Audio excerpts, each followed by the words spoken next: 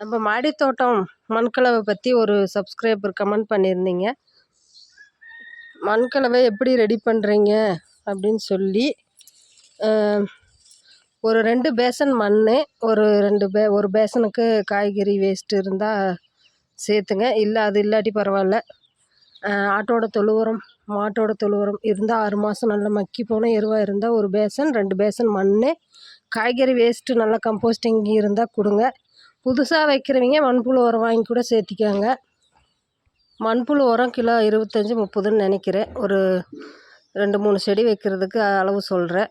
ஒரு 2 பேசன் மண், ஒரு பேசன் காய்கறி குழம்புதுங்க இருங்க.